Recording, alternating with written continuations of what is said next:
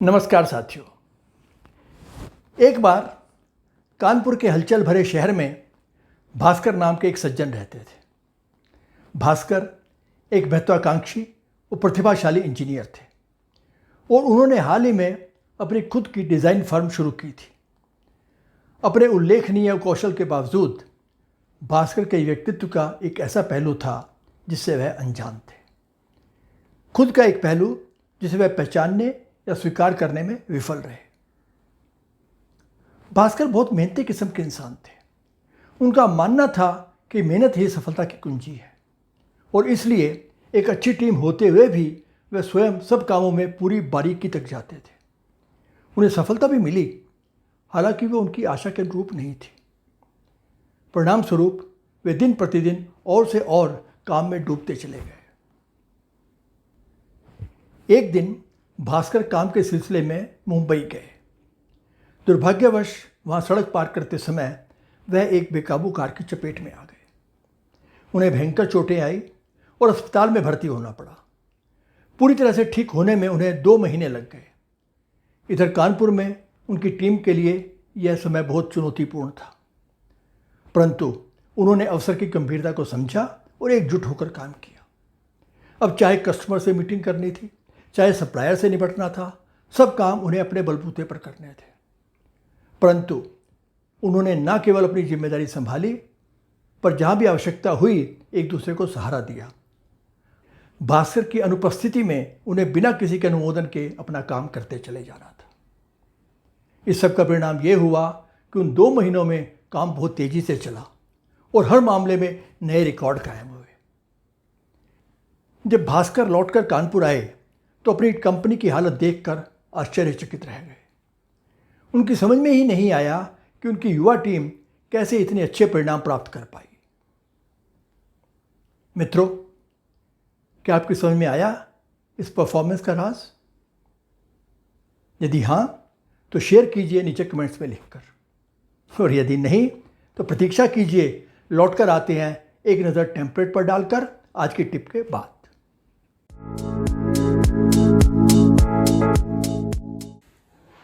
इस वीडियो को देखने के बाद आपको जाना होगा अपने नियमित टेम्पलेट पर। यदि आपने वो टेम्पलेट अभी तक डाउनलोड नहीं किया है तो नीचे डिस्क्रिप्शन में दिए गए लिंक से डाउनलोड कर लें, या वैसा ही चार्ट प्लेन पेपर पर या अपनी नोटबुक में ड्रॉ कर लें, जैसे भी ठीक लगे। पर आपकी यह यात्रा शुभ और सफल हो, इसके लिए यह एक आवश्यक कदम है। तो इस वीडियो को देखने के बाद आप करेंगे कुछ आत्मचिंतन, सेल्फ रिफ्लेक्शन, और आज की टिप पर आपकी अपनी क्या सोच है, आपकी क्या राय है, वो इस चार्ट में लिखना है, ताकि आप आगे का प्लान बना सकें। प्लान में आपने टिप से आगे बढ़ते हुए उसे अपने एक्शन स्टेप्स में कन्वर्ट करना है।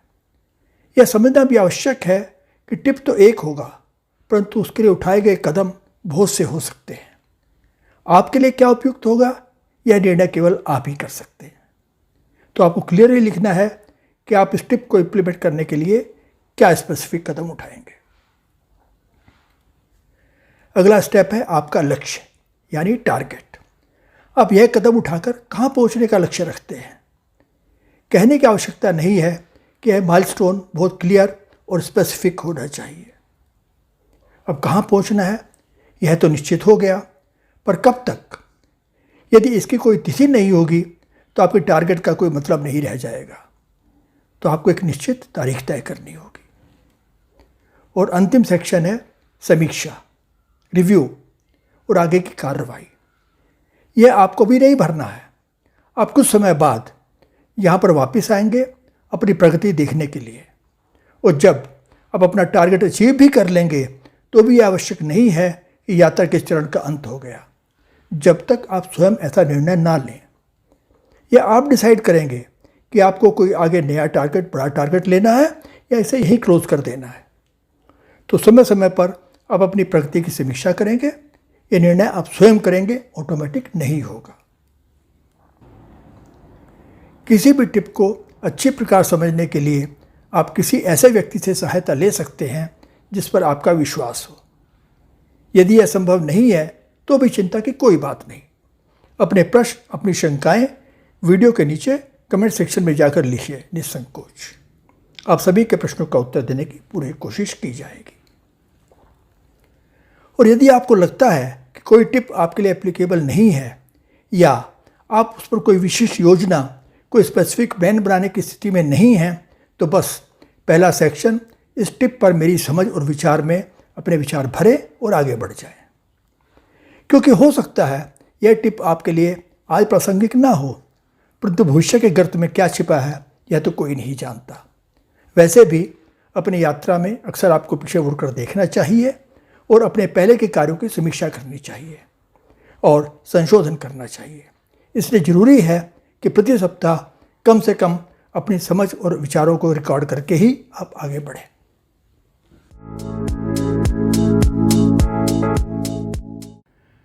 तो आइए देखते हैं कि आज की टिप क्या है। हर किसी के कुछ ब्लाइंड स्पॉट होते हैं जिनके विषय में स्वयं को जानकारी नहीं होती है।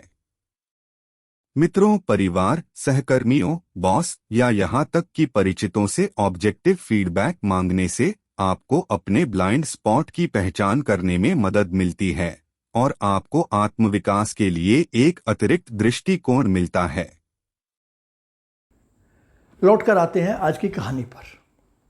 जब भास्कर की समझ में कुछ नहीं आया तो उन्होंने अपनी शंकाएं शेयर की अपने एक मित्र डॉक्टर आनंद के साथ। डॉक्टर आनंद एक बड़े अच्छे मनोवैज्ञानिक और परामर्शदाता थे। उन्होंने अच्छी तरह अध्ययन करने के बाद भास्कर को बताया कि असल समस्या थी उनका बहुत अधिक झुकाव माइक्रो मैनेजमेंट की ओर। वह समझते थे कि उनका माइक्रो मैनेजमेंट ही सफलता की कुंजी है, जबकि इसके कारण उन्हें अक्सर अपने सहयोगियों को कार्य सौंपने में कठिनाई होती थी। अनजाने में उनका यह व्यवहार उनकी टीम के भीतर टकराव पैदा कर रहा था और उनकी रचनात्मकता और विकास को रोक रहा था। जब वे वहाँ पर नहीं थे तो टीम को खुलकर काम करने का अवसर मिला, क्योंकि उनका माइक्रो मैनेजमेंट मिसिंग था।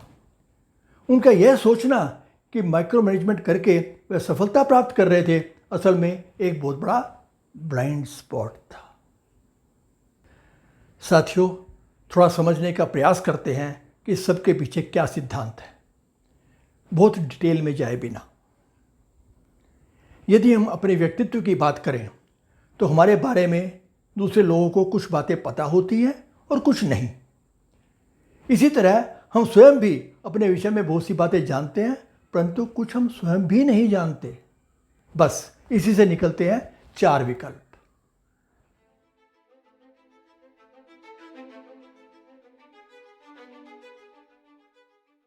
सबसे पहले है खुला क्षेत्र।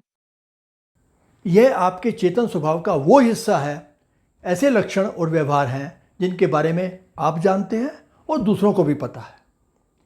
आप इस क्षेत्र में स्वतंत्रता के साथ घूमते हैं। यह आपकी खुली किताब है। इसमें आपके बारे में वो सब शामिल है जिसे आप साझा करने को तैयार हैं। इस क्षेत्र में पूरी स्पष्टता होती है और पारस्परिक विश्वास बनता है। अब बात करते हैं अज्ञात क्षेत्र की। यह खुले क्षेत्र के एकदम विपरीत है। अज्ञात क्षेत्र उन चीज़ों का प्रतिनिधित्व करता है जो आपके और दूसरों के लिए, दोनों के लिए अनजान क्षेत्र है। उदाहरण के लिए हो सकता है कि आपके पास कुछ आश्चर्यजनक क्षमताएं हों जिनका उपयोग आपने कभी ना किया हो, क्योंकि उनके बारे में न तो आप और न ही कोई और जानता है। तो उनके विषय में बात करने का अभी कोई मतलब नहीं है। आगे बढ़ते हैं। छिपा हुआ क्षेत्र। अपने बारे में ऐसे पहलू जिनके बारे में आप जानते हैं लेकिन दूसरों को नहीं बताना चाहते, उनसे छिपाते हैं। इसमें ऐसा भी हो सकता है कि जो आप दूसरों को दिखाते हैं वह एक मुखौटा हो, पर यह भी सही है कि आपको अपने सभी निजी विचारों और भावनाओं को सबके साथ साझा करने की आवश्यकता नहीं है। स्वाभाविक रूप से आप ऐसा कुछ भी प्रकट नहीं करना चाहेंगे जिससे आप शर्मिंदगी या असुरक्षित महसूस करें। यदि आपके काम पर इसका कोई असर नहीं पड़ता है तो जानकारी रोकना पूरी तरह से उचित है, परंतु हाँ, इससे आपसी तालमेल और भरोसे पर तो असर पड़ता ही है। अब बचा आखिरी हिस्सा, ब्लाइंड स्पॉट्स, जिन्हें हम अंध बिंदु भी कह सकते हैं। देखिए, यदि ऐसी कमजोरियां हैं जिनके बारे में आप नहीं जानते हैं लेकिन दूसरे लोग जानते हैं तो यह निश्चित रूप से शर्मनाक है। साथ ही लोग आपका मजाक उड़ाने के लिए उनका इस्तेमाल करते हैं और आपका और आपकी परिस्थितियों का फ़ायदा उठाते हैं। जो लोग आपको अपने स्वार्थ के लिए इस्तेमाल करना चाहते हैं वे आपको आपके ब्लाइंड स्पॉट्स कभी भी नहीं बताएंगे। वे अपने लाभ के लिए उनका उपयोग करना जारी रखेंगे। उनसे कोई आशा ना रखें। अगर आप स्वयं को नहीं जानते लेकिन दूसरे लोग आपके बारे में जानते हैं तो आपको कैसे पता चलता है? इस बारे में आपके ज्ञान का स्रोत होता है दूसरे लोगों के साथ होने वाले संवाद, प्रतिक्रियाएं और सुझाव। लेकिन उन्हें आपके विषय में कैसे पता चलता है? वे देखते हैं आपका व्यवहार, आपकी कार्यक्षमता, आपके गुण, रुचियां, रणनीतियां और इस प्रकार अपने अनुभवों और अवलोकन के माध्यम से इस ज्ञान को प्राप्त करते हैं। वे जब आपके प्रति अपने विचारों और प्रतिक्रियाओं को व्यक्त करते हैं तो आपको अपने अनजान ज्ञान के बारे में संकेत मिल सकते हैं, जिससे आपको खुद को पहचानने और स्वयं का विकास करने में मदद मिल सकती है। अपने ब्लाइंड स्पॉट्स कैसे पता करें?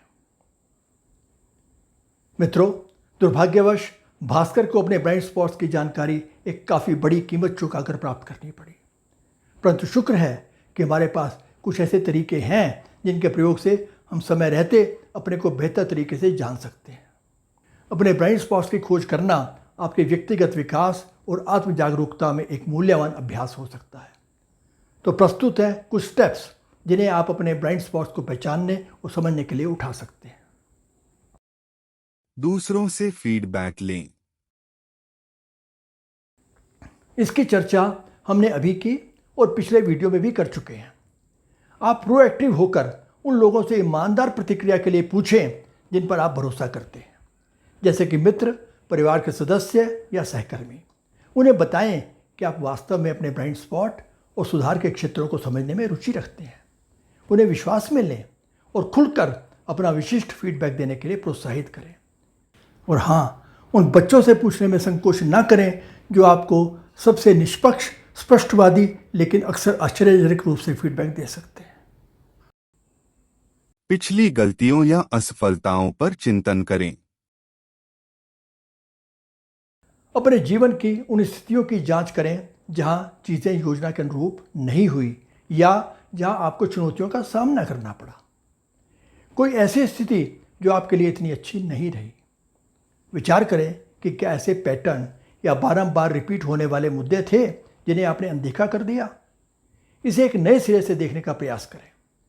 उस पल के दौरान आपके क्या विचार थे, आपकी क्या भावनाएं थी। अपनी पिछली गलतियों पर चिंतन करने से उन क्षेत्रों का पता चल सकता है जहां आपके ब्लाइंड स्पॉट्स हो सकते हैं। आत्मचिंतन का अभ्यास करें।